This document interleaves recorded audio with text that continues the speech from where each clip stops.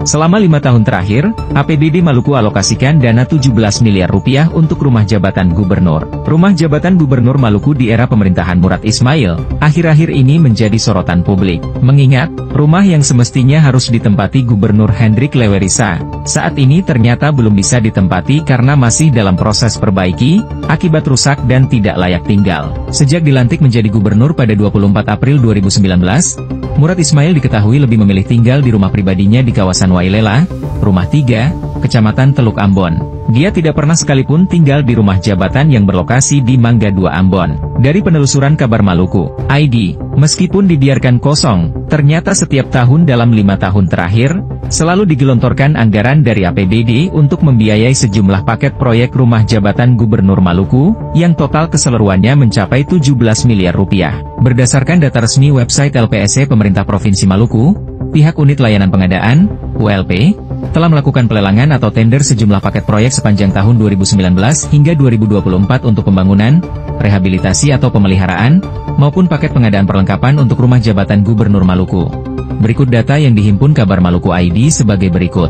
APBD tahun 2019, paket pembangunan prasarana dan sarana rumah jabatan sementara gubernur sebesar Rp991.608.000, dikerjakan oleh CV Barestu. APBD tahun 2019, paket rehabilitasi rumah jabatan gubernur sebesar Rp1.948.000.000, dikerjakan CV Sisilia Mandiri. APBD perubahan tahun 2019, paket pengadaan perlengkapan rumah jabatan gubernur sebesar Rp2.590.000.000, dikerjakan oleh CV Aru Bangun Mandiri. APBD tahun 2020, paket rehabilitasi rumah jabatan sementara gubernur sebesar Rp5.150.000.000, dikerjakan oleh PT Bhinneka Konstruksi. APBD tahun 2020, paket pembangunan pagar rumah jabatan sementara gubernur sebesar Rp428.500.000, dikerjakan oleh CV Amalia Pratama. APBD tahun 2020, paket pengadaan perlengkapan rumah jabatan atau dinas gubernur Maluku sebesar Rp250 juta,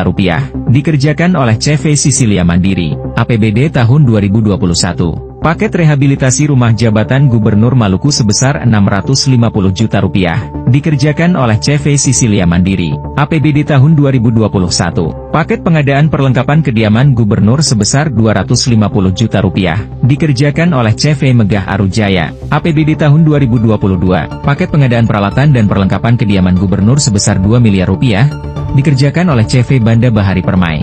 APBD tahun 2022, paket perencanaan rehabilitasi rumah jabatan gubernur Maluku sebesar Rp175 juta, dikerjakan oleh CV Arsyelan. APBD tahun 2022, paket rehabilitasi rumah jabatan gubernur Maluku sebesar Rp1.478.498.455, dikerjakan oleh CV Megah Arujaya. APBD tahun 2023, paket belanja modal alat rumah tangga lainnya, home use, pengadaan perlengkapan kediaman gubernur sebesar Rp700 juta, dikerjakan Monde de Marco. Dan, APBD tahun 2024, paket pengadaan perlengkapan gubernur sebesar Rp400 juta, dikerjakan Monde de Marco.